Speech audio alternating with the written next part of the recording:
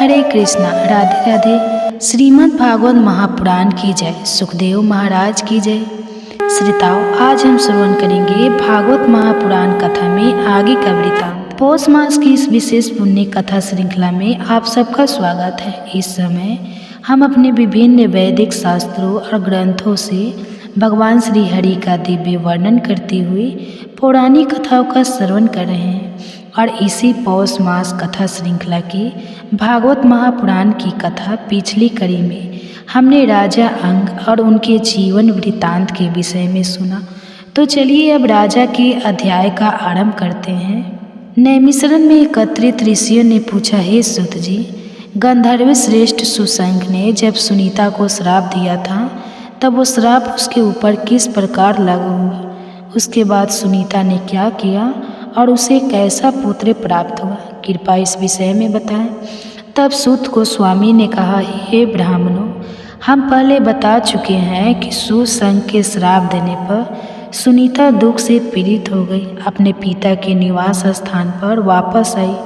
वहाँ उसने पिता से अपनी संपूर्ण वृत्तांत को कह सुनाया और तब मृत्यु ने भी अपनी पुत्री सुनीता से कहा, हे पुत्री, तूने बड़ा भारी अपराध और पाप किया है।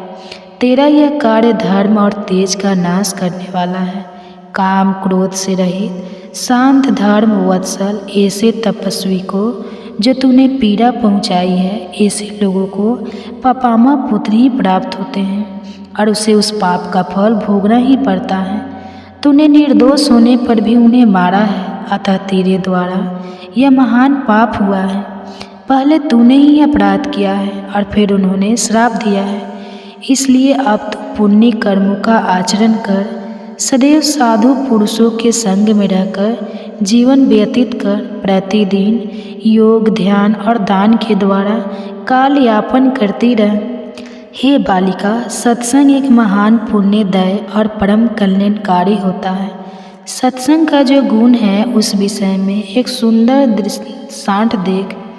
जल जो होता है वह एक अच्छी वस्तु है। उसके स्पर्श से, उसमें स्नान करने से, उसे पीने से, उसका दर्शन करने से भी बाहर और भीतर के सभी दोष धुल जाते हैं और इसलिए मुनि लोग सीधी प्राप्त करते हैं। समस्त चराचर प्राणी भी जल पीते रहने से दीर्घायु होते हैं। उसी प्रकार संतों के सत्संग से मनुष्य शुद्ध और सफल मनोरथ प्राप्त करते हैं।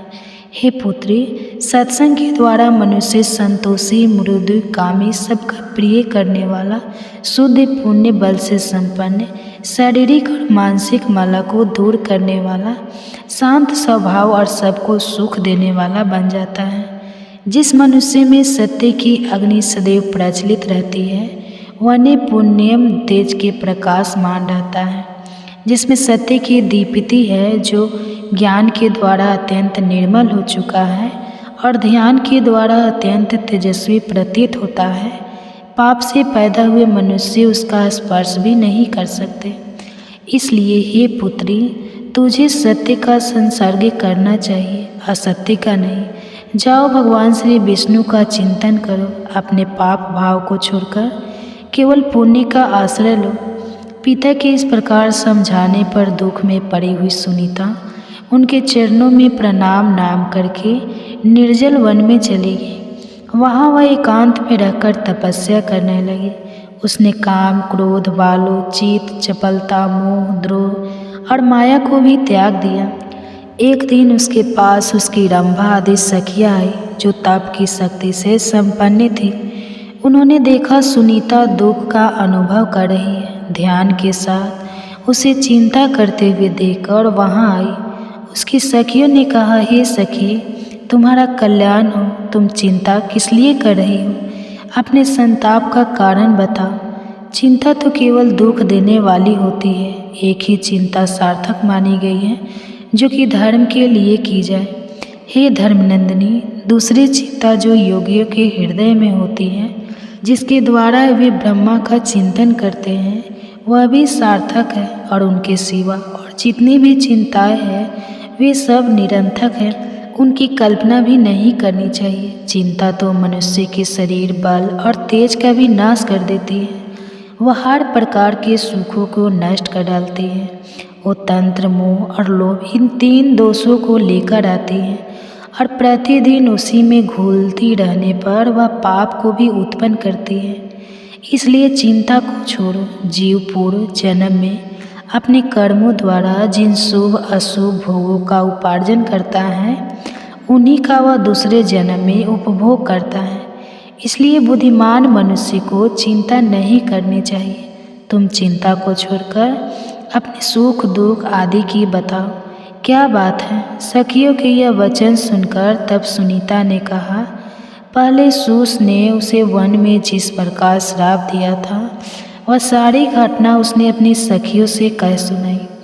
उसने अपने अपराधों का भी वर्णन किया और उस समय महाभागा सुनीता मानसिक दुख से बड़ा कष्ट पा रही थी। उसका यह सारा वृत्तांत सुनकर उसकी सखियों ने कहा, हे महाभागे, तुम्हें दुख को तो त्याग ही देना चाहिए, क्योंकि वह शरीर का नाश करने वाला है। तुम्हारे अंगों में सती स्त्रियों के जो उत्तम गुण हैं उन्हें हम अन्य कहीं नहीं देखते। उत्तम स्त्रियों का पहला आभूषण रूप है, दूसरा चरित्र, तीसरा सत्य, चौथा आर्य यानी सदाचार, पांचवा धर्म, छठा सतयुष यानी कार्य करने का उत्साह, नौवां मंगल गान है, 10वां कार्य की कुशलता, 11वां काम भाव का अधिक्य और 12वां गुण मीठे वचन बोलना है। इन सभी गुणों ने तुम्हारा सम्मान बढ़ाया है। इसलिए तुम तनिक भी भय मत करो। जिस उपाय से तुम्हें धर्मात्मा पति की प्राप्ति होगी वह हम ना नीति हैं। तुम्हारा काम तो हम ही सिद्ध कर देंगे। आप तुम स्वस्थ और निश्चिंत हो जाओ। हम तुम्हें एक ऐसी विद्या प्रदान करेंगे जो पुरुषों को मोहित कर लेती है। यह कहकर सभी सखियों ने सुनीता को वह सुखदायक विद्या बल प्रदान किया और उनसे कहा, हे कल्याणी, तुम देवता आदि में जिस जिस पुरुष को मोहित करना चाहो उसे तत्काल मोहित कर सकती हो। सखियों के इस प्रकार कहने पर सुनीता ने उस विद्या का अभ्यास किया। जब वह विद्या भली भांति सिद्ध हो गई तब सुनीता अत्यंत प्रसन्न हुई। वह अपनी सखियों के साथ ही पुरुषों को देखती हुई वन में घूमने लगी। उसके बाद उसने गंगा जी के तट पर एक रूपमान ब्राह्मण को देखा जो समस्त शुभ लक्षणों से संपन्न और सूर्य के समान तेजस्वी थे। वे तपस्या कर रहे थे। उनका प्रभाव दिव्य था। उन तपस्वी महर्षि रूप देखकर सुनीता का मन मोह गया। उसने अपनी सखी रंभा से पूछा, यह देवताओं से भी श्रेष्ठ महात्मा कौन है? तब ब्रह्मा ने कहा, हे सखी, अव्यक्त परमेश्वर से ब्रह्मा जी की उत्पत्ति हुई। उनसे प्रजापति अत्रि का जन्म हुआ जो बड़े धर्मात्मा है और यह महामाना तपस्वी उन्हीं के पुत्र हैं। इनका नाम अंग है। यह नंदन वन में आए थे। वहाँ नाना प्रकार के तेज से संपन्न इंद्र का वैभव देखकर इन्होंने भी इनके समान पद पाने की अभिलाषा की। उन्होंने सोचा कि जब मुझे भी वंश को बढ़ाने वाला ऐसा ही पुत्र प्राप्त हो तभी मेरा जन्म कल्याणकारी होगा और साथ ही यश और कीर्ति भी मिल सकती है। ऐसा विचार करके उन्होंने तपस्या और नियमों के द्वारा भगवान ऋषिकेश की आराधना की है।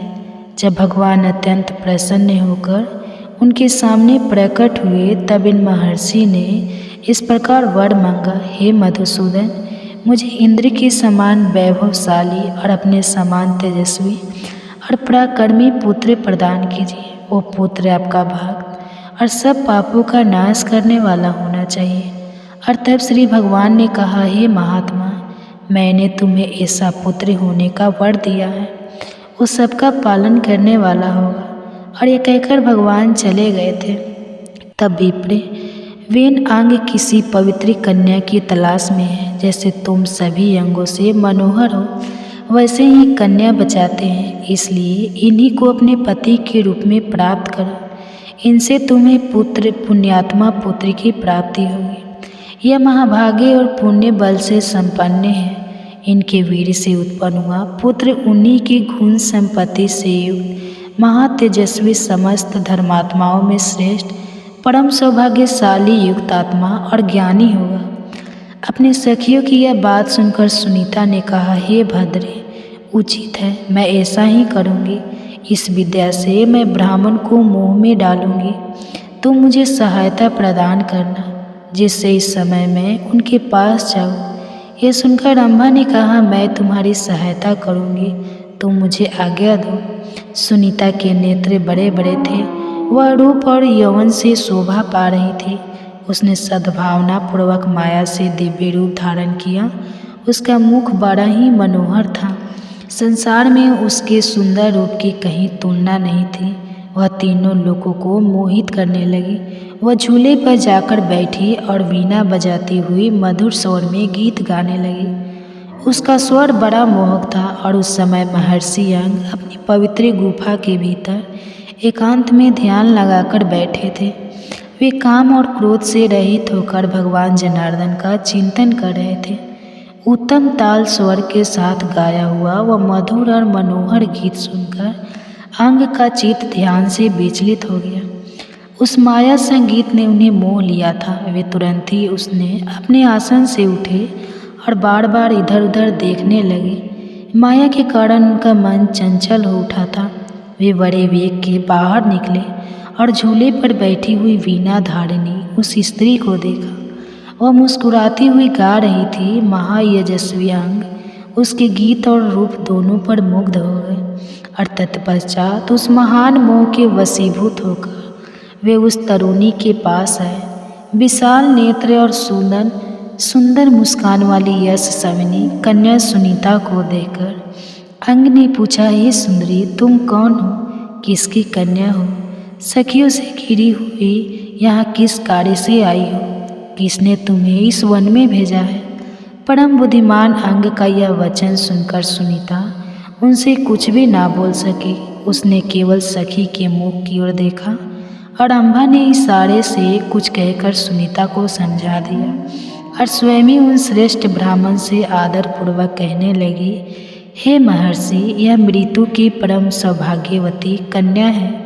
लोग में इसकी सुनीता के नाम से प्रसिद्धि है। यह सभी शुभ लक्षणों से संपन्न है और इस समय यह बाला अपने लिए धर्मात्मा, तपस्वी, शांत, जितेंद्रिय, महाप्रज्ञ और वेद विद्या में विरसाद ऐसे पति की खोज में है। ये सुनकर अंग ने उन अप्सराओं में से श्रेष्ठ रंभा से कहा, हे भद्रे, मैंने सर्व विश्रम भगवान श्री हरि की आराधना की है। उन्होंने मुझे पुत्र होने का वरदान दिया है, जो संपूर्ण सिद्धियों का दाता होगा।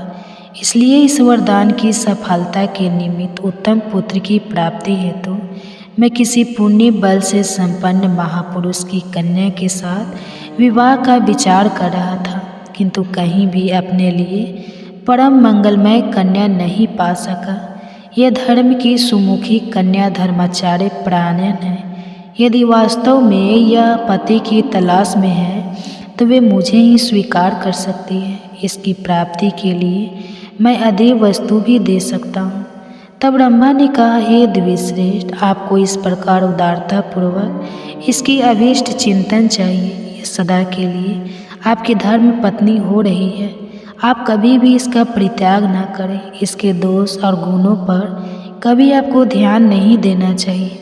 हे विप्र, इस विषय में आप मुझे प्रत्यक्ष विश्वास दिलाइए कि प्रतीति दिलाने वाले अपना हाथ इसके हाथ में दीजिए। अंग ने कहा, एवं मस्तु, निश्चय ही अपना हाथ मैंने इसे सौंप दिया है।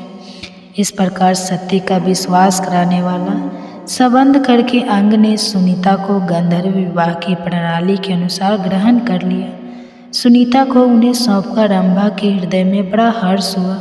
वो अपनी सखी से आज्ञा लेकर घर चली गई। अन्य सखियों ने भी प्रसन्नतापूर्वक अपने अपने घरों की राह पकड़ी।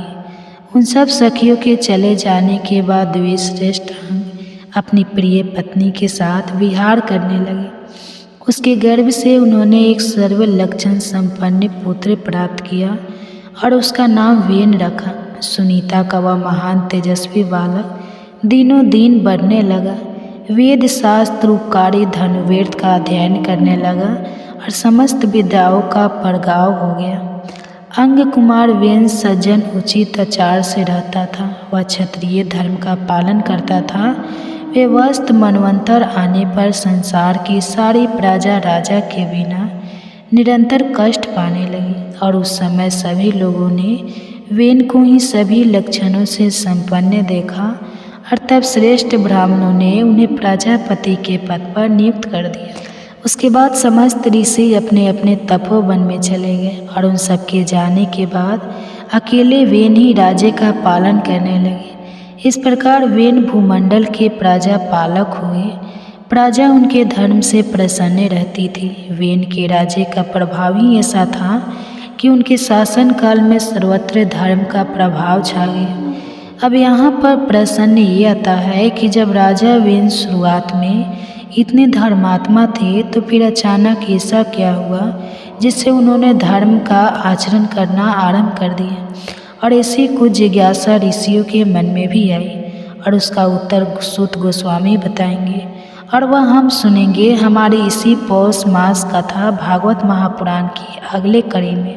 तो इसे रहस्य को सुनने के लिए आपके अपने चैनल वंदना काव्य को सब्सक्राइब करके रख लीजिए, नोटिफिकेशन ऑन रखिए और हम आपसे मिलेंगे इसी कथा श्रृंखला की अगली कड़ी के साथ। नैमिषारण्य में एकत्रित हुए ऋषियों ने पूछा, हे सूत गोस्वामी, पाप का आचार पूर्व बर्ताव करने वाले जिस राजा वेन का आपने परिचय दिया था उसी पापी का व्यवहार कैसा था, कृपया इस विषय में बताएं। तब सूत गोस्वामी ने कहा, हे ब्राह्मणों, राजा पृथु जैसे भाग्यशाली, सौभाग्यशाली और महात्मा पुत्र को प्राप्त करने पर अब राजा वेन पाप रहित बन चुके थे। उसे धर्म का फल प्राप्त हुआ। जिन नरेशों महापाप का उपार्जन किया है उनके वे पाप तीर्थ यात्रा द्वारा नष्ट हो जाते हैं। संतों का संग प्राप्त करके उनके पुण्य की वृद्धि होती है। पापियों से बातचीत करने, उन्हें देखने, स्पर्श करने, उनके साथ बैठने, भोजन करने और उनके संसर्ग में रहने से पाप का संचार होता है और पुण्य आत्माओं के संग में रहने से केवल पुण्य का ही प्रचार होता है, जिससे सारे पाप धुल जाने के कारण मनुष्य पुण्य गति को प्राप्त करता है। सूत गोस्वामी की यह बात सुनकर ऋषियों ने कहा, हे महामते, पापी मनुष्य को परम सिद्धि की प्राप्ति कैसे होती है, यह बात भी आप हमें बताएं। तब सूत गोस्वामी ने कहा, हे ऋषिगणों, नर्मदा, यमुना और गंगा इन नदियों की धारा के आसपास जो महापाप रहते हैं वे जानबूझकर या फिर बिना जाने इनके जल में स्नान करते हैं, कीड़ा करते हैं, अतः महानदी के संसर्ग में उन्हें परम गति की प्राप्ति हो जाती है। ब्राह्मणों, महानदी के संपर्क के अथवा अन्य नदियों के परम पवित्र जल का दर्शन, स्पर्श और पान करने से भी पापियों के पाप नष्ट हो जाते हैं। तीर्थ धार्मों के प्रभाव और संतों के संग से पापियों का पाप उसी प्रकार नष्ट होता है जैसे आग ईंधन को जला डालती है। महात्मा ऋषियों के संपर्क से, उनके साथ बातचीत करने से, उनके दर्शन और स्पर्श करने से, पूर्व काल में सत्संग प्राप्त होने से राजा वेन का सारा पाप नष्ट हो गया था। पुण्य का संसर्ग हो जाने पर अत्यंत भयंकर पाप का भी संचार नहीं रह जाता। पूर्व काल में मृत्यु के एक सौभाग्यशाली कन्या थी। उसका नाम सुनीता रखा गया था। वह अपने पिता के कार्यों को देखती और खेल कूद में सदैव उन्हीं का अनुकरण किया करती। एक दिन सुनीता अपने सखियों के साथ खेलती हुई वन में चली गई। वहाँ गीत की ध्वनि उसके कानों में पड़ी और तब सुनीता ने उस ओर दृष्टिपात किया। वहाँ पर देखा तो गंधर्व कुमार महाभागी भारी तप तपस्या में लगे हुए थे। उसके सारे अंग बड़े ही मनोहर थे और अब सुनीता प्रतिदिन वहाँ जाकर उस तपस्वी को सताने लगी। सुशंख रोज रोज उसके अपराध को क्षमा कर देता और कहता, जाओ, चली जाओ यहाँ से। उसके यह कहने पर वह बालिका क्रोधित हो जाती और उस बेचारे तपस्वी को मारने लगती। उसका ऐसा बर्ताव देखकर एक दिन सुशंख क्रोध से मूर्छित हो गया और कहने लगा, हे कल्याणी श्रेष्ठ पुरुष, मैंने मारने के बदले ना तो मारा है और ना किसी की गाली देने पर क्रोध करते हैं। यही धर्म की मर्यादा है। पाप करने वाली सुनीता को इस प्रकार कहकर वह धर्मात्मा गंधर्व क्रोध से मुक्त हो गया और उसे अबला स्त्री जानकर बिना कुछ दंड दिए उसे छोड़ दिया और वापस आ गया। तब सुनीता ने वापस अपने पिता के पास आकर कहा, हे तात, मैंने वन में जाकर एक गंधर्व कुमार को पीटा है। वो काम और क्रोध से रहित होकर तपस्या कर रहा था। मेरे मारने पर उस धर्मात्मा ने कहा है कि मारने वाले को मारना और गाली देने वाले को गाली देना उचित नहीं है। पिताजी, बताइए तो जरा इसके इस कथन का क्या कारण है। सुनीता के इस प्रकार पूछने पर धर्मात्मा मृत्यु ने उसे कुछ भी नहीं कहा, उसके प्रश्न का उत्तर ही नहीं दिया। उसके बाद वह फिर से वन में चली गई। सुस्त तपस्या में लगा हुआ था। उस दृष्ट स्वभाव वाली सुनीता ने उस श्रेष्ठ तपस्वी के पास जाकर फिर से उसे कोड़ों से मारना शुरू कर दिया। अब वह महाते तेजस्वी गंधर्व अपने क्रोध को नहीं रोक पाया और उस सुंदरी बालिका को श्राप देते हुए कहा, हे सुंदरी, गृहस्थ धर्म में प्रवेश करने पर जब तुम्हारा अपने पति के साथ संपर्क होगा तब तुम्हारे गर्भ से देवताओं और ब्राह्मणों की निंदा करने वाला, पाप आचरण करने वाला, हर प्रकार के पापों से आसक्त और दुष्ट पुत्र उत्पन्न होगा जो तुम्हें प्रताड़ित करेगा। इस प्रकार सुनीता को श्राप देकर वह पुनः जाकर तपस्या में लग गया। हे महाभागवतम, कुमार के चले जाने पर सुनीता अपने घर आई। वहीं उसने अपने पिता से यह सारा वृत्तांत कह सुनाया। तब धर्मराज मृत्यु ने कहा, अरे उस निर्दोष तपस्वी को तुमने क्यों मारा है? हे भद्रे, तपस्या में लगे हुए पुरुष को मारना यह तुम्हारे द्वारा उचित कार्य नहीं हुआ। और ऐसा कहकर धर्मात्मा मृत्यु अत्यंत दुखी हो गए और इस कथा को आगे बढ़ाते हुए शीलसुत गोस्वामी ने कहा, यह एक समय की बात है। महर्षि अत्रि के पुत्र महातेजस्वी राजा नंदन वन में गए थे। वहाँ उन्होंने गंधर्व, किन्नरों और अप्सराओं के साथ देवताओं इंद्र का दर्शन किया। उनके वैभव, उनके भोग विलास और उनकी लीला को देखकर वह धर्मात्मा अंग सोचने लगे कि इस उपाय से मुझे इंद्र के समान पुत्र की प्राप्ति होगी। थोड़ी देर विचार करने के बाद राजा अत्यंत खीन हो गए। नंदन से जब वे घर लौटे तो अपने पिता अत्रि के चरणों में मस्तक झुकाकर कहने लगे, हे पिताश्री, आप ज्ञानवान में श्रेष्ठ और पुत्र पर स्नेह रखने वाले हैं। मुझे इंद्र के समान वैभवशाली पुत्र कैसे मिलेगा? कृपा कोई उपाय बताइए। तब ऋषि अत्रि ने कहा, हे साधु श्रेष्ठ, भक्ति करने वाले श्रद्धापूर्वक ध्यान लगाने से भगवान श्री विष्णु संतुष्ट हो जाते हैं और जब वे संतुष्ट होते हैं तो वे सदा ही सब कुछ देते रहते हैं। भगवान श्री गोविंद सब वस्तुओं के दाता हैं। उनकी उत्पत्ति के कारण है सर्वज्ञ, सर्ववेता, सर्वेश्वर और परम पुरुष है। इसलिए तुम उनकी उपासना करो। हे पुत्र, तुम जो भी चाहते हो वह सब उन्हें प्राप्त होगा। भगवान श्री विष्णु सुख, परमार्थ और मोक्ष प्रदान करने वाले हैं। इस जगत के ईश्वर हैं।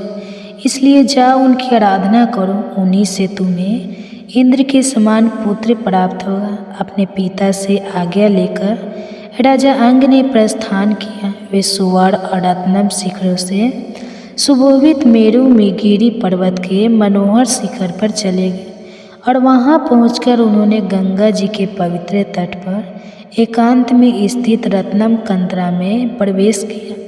महामुनि अंग बड़े मेधावी और धर्मात्मा थे। उन्होंने काम और क्रोध का त्याग कर दिया, समूढ़ इंद्रियों को अपने वश में किया और भगवान के सुंदर स्वरूप का ध्यान करने लगे। कलेशारी भगवान श्री कृष्ण का ध्यान करते करते वे इतने तन्मय हो गए कि बैठने, सोने, चलने और चिंतन करने के समय भी उन्हें नित्य प्रतिदिन भगवान श्री मधुसूदन ही दिखाई देने लगे। उनका मन भगवान में लग गया था। वे योग युक्त और जितेंद्रिय बन गए थे। सूखे और गीले समस्त पदार्थों में केवल भगवान विष्णु का ही दर्शन करते और इस प्रकार तपस्या करते हुए उन्हें 100 वर्ष बीत गए। नियम संयम और उपवास के कारण उनका संपूर्ण शरीर दुर्बल हो चुका था। फिर भी वे अपने तेज से सूर्य और अग्नि के समान दिव्यमान दिखाई दे रहे थे। इस प्रकार तपस्या में प्रवृत्त होकर ध्यान में लगे हुए राजा अंग के सामने एक दिन भगवान श्री विष्णु प्रकट हुए और उनसे कहने लगे, हे मानव, तुम जो भी इच्छा रखते हो ऐसा वर मांगो। इंद्रियों के स्वामी भगवान वासुदेव को अपने समक्ष उपस्थित देखकर राजा अंग को अत्यंत प्रसन्नता हुई। उनका चित्त हर्षित हो गया। वे भगवान को प्रणाम करके उनकी स्तुति करने लगे। मधुसूदन की स्तुति करते हुए राजा अंग ने कहा, हे भूत भावन, आप ही संपूर्ण भूतों की गति हैं। आप प्राणियों की आत्मा, सब भूतों के ईश्वर और सगुण स्वरूप धारण करने वाले हैं। आपको नमस्कार है। गुण कर्ता, गुण संपन्न और गुणात्मा भवकर्ता और भक्तों के संसार बंधन का अपहरण करने वाले हैं। भव की उत्पत्ति के कारण होने से आपका नाम भव है। इस भव में आप अव्यक्त रूप से छिपे हुए हैं, इसलिए आपको भव गुहा कहा गया है। आप रुद्र रूप से इस भव्य संसार का विनाश करते हैं, इससे आपका नाम भव विनाशी है। आपको प्रणाम है और कलशों का नाश करने वाला है। इस मास में किया गया जप, तप, दान, श्रवण मनुष्य को परम आध्यात्मिक उन्नति प्रदान करता है। और इसी पौष मास के विशेष समय में हम श्रवण कर रहे हैं वेदों और शास्त्रों से ली गई प्रामाणिक पौराणिक कथाओं का। जो कथा भागवत महापुराण की कथा है, ये कथाएं शास्त्रों से ली गई पौराणिक कथाएं हैं। तो चलिए हमारी पिछली कड़ी को आगे बढ़ाते हुए श्रवण करते हैं आज के इस अध्याय भागवत महापुराण की कथा का। नैमिषारण्य में ऋषियों ने पूछा, हे सूत गोस्वामी, जब इस प्रकार राजा वेन की उत्पत्ति एक महात्मा पुरुष से हुई थी, वह स्वयं भी धर्म का आचरण करने वाले थे, तो फिर उन्होंने अधर्म का आचरण कैसे किया और किस प्रकार धर्म का त्याग करके वे पाप में लिप्त हो गए? उसका उत्तर देते हुए सूत गोस्वामी ने कहा, हे साधुगण, वे इनकी जिस प्रकार पाप आचार में प्रवृत्ति हुई, अब वो वृत्तांत सुनाता हूँ। धर्म के ज्ञाता प्रजा पालक राजा वेन जब शासन कर रहे थे, उस समय कोई पुरुष छद्म वेश धारण करके उनके दरबार में आया। वह निर्वस्त्र था, उसका शरीर विशाल था और सिर सफ़ेद था। वो बड़ा क्रांतिमान दिख रहा था। उसकी काख में मोर पंख की बनी हुई मर्जनी थी और एक हाथ में नारियल का जल पात्र था। इन दोनों को धारण करके वह वेद शास्त्रों को दूषित करने वाले शास्त्र का पाठ कर रहा था। जहाँ महाराज वेन बैठे हुए थे, उसी स्थान पर वो बड़ी जल्दी के साथ पहुँचा। उसे वहाँ पर आया देखकर वेन ने पूछा, आप कौन हैं जो ऐसा अद्भुत रूप धारण किए यहाँ आए हैं? मेरे सामने आप सारी बातें सच सच बताइए। राजा वेन का यह वचन सुनकर उस पुरुष ने कहा, हे राजन, तुम इस धर्म प्रकार के पचड़े में पकड़कर जो राज्य चला रहे हो ना, वह सारा व्यर्थ है। तुम बहुत ही मूर्ख और अज्ञानी हो। मेरा परिचय जानना चाहते हो तो सुनो। मैं देवताओं का परम पूज्य हूँ। मैं ही ज्ञान, मैं ही सत्य, मैं ही सनातन ब्रह्मा हूँ। मोक्ष भी मैं ही हूँ। मैं ब्रह्मा जी के देह से उत्पन्न सत्य प्रतिज्ञ पुरुष हूँ। मुझे जिन स्वरूप जानो सत्य और धर्मी मेरा क्लेवर है। ज्ञान परायण योगी मेरे ही स्वरूप का ध्यान करते हैं। तब राजा वेन ने पूछा, आपका धर्म कैसा है? आपका शास्त्र क्या है? और आप किस प्रचार का पालन करते हैं? यह सब बताइए। तब उस जिन ने कहा, जहाँ मन, देवता, नील ग्रंथ, गुरु और दया को ही परम धर्म बताया गया है, वही मोक्ष देखा जाता है और यही जैन दर्शन है। इसमें कोई संदेह नहीं है। अब मैं आपका आचार बता रहा हूँ। मेरे मत में यजन, याज, वेद अध्ययन नहीं है, संधि उपासना भी नहीं है। तपस्या, दान, सर्वधा और स्वाहा का भी मैं परित्याग करता हूँ। हव्य, कबों का तर्पण, अतिथियों का सत्कार, बलि, वैष्णदेव आदि कर्मों का भी विधान नहीं किया गया है। केवल अरहन का ध्यान ही उत्तम माना गया है। जैन मार्ग में प्रायः ऐसे धर्म का आचरण ही दृष्टि गोचर होता है। प्राणियों का यह शरीर 5 तत्वों से बनता है और परिपट है, इसलिए श्राद्ध और यज्ञ या सब क्रियाओं की कोई आवश्यकता नहीं। जैसे पानी में जल और जंतुओं का समागम होता है और जिस प्रकार बुलबुले पैदा होते हैं और विलीन हो जाते हैं, उसी प्रकार संसार में समस्त प्राणियों का आवागमन होता रहता है। अंत काल आने पर वायु रूप आत्मा शरीर छोड़कर चली जाती है और 5 तत्व 5 भूतों में मिल जाते हैं। उसके बाद मोह से मुगंध मनुष्य परस्पर मिलकर मरे हुए जीव के लिए श्राद्ध आदि पारलौकिक कृत्य करते हैं। मोह वर्षभ छाया तिथि को पियों का तर्पण करते हैं। भला मारा हुआ मनुष्य कहाँ रहता है, किस रूप में आकर वह श्राद्ध आदि का भोग करेगा। मिष्ट ना खाकर तो सिर्फ ब्राह्मण लोग तृप्त होते हैं। मृता कर्माट कर्म नहीं समझा जाना चाहिए। अगर अन्न का भोजन किया जाए तो उसी में उसके साथ करता है। यदि दान ही देना हो तो दया का दान देना चाहिए। दया प्रायण होकर प्रतिदिन जीवों की रक्षा करनी चाहिए। ऐसा करने वाला पुरुष चंडाल हो या क्षुद्र, वही ब्राह्मण कहा गया। दान का भी कोई फल वल नहीं है, इसलिए दान देने का भी कोई आवश्यकता नहीं है। जैसे श्राद्ध वैसा दान, दोनों का एक ही उद्देश्य है। मात्र भगवान जिनका बताया हुआ धर्मी भोग और मोक्ष प्रदान करने वाला है, मैं तुम्हारे सामने उसी का वर्णन करता हूँ। वो बहुत पुण्यदायक है। पहले शांत चित्त से सब पर दया करनी चाहिए, फिर हृदय से मन के शुद्ध भाव से चराचर स्वरूप एकमात्र जिनकी आराधना करनी चाहिए, उन्हीं को नमस्कार करना चाहिए। हे निपुण श्रेष्ठ, वेन माता पिता के चरणों में भी कभी मस्तक झुकाने की आवश्यकता नहीं है, फिर औरों की तो बात ही क्या करना। अब उस जीन की यह सारी बातें सुनकर राजा वीन ने पूछा, यह ब्राह्मण आश्चर्य गंगा आदि नदियों को पुण्य तीर्थ बताते हैं। इनका कहना है यह तीर्थ महान पुण्य प्रदान करने वाले हैं। इसमें कहाँ तक सत्य है, कृपया यह बताइए मुझे। तब उस जीन ने कहा, महाराज, आकाश से बादल एक ही समय जो पानी बरसाते हैं, वह पृथ्वी और पर्वत सभी स्थानों में गिरता है। वही बहकर नदियों में एकत्रित होता है और वहाँ से सर्वत्र जाता है। नदियाँ तो जल बहाने वाली ही हैं, उसमें तीर्थ कैसा, सरोवर और समुद्र सभी जल के आश्रय हैं। पृथ्वी को धारण करने वाले पर्वत भी केवल पत्थर की राशि है, उनमें भला तीर्थ नाम की कोई वस्तु नहीं है।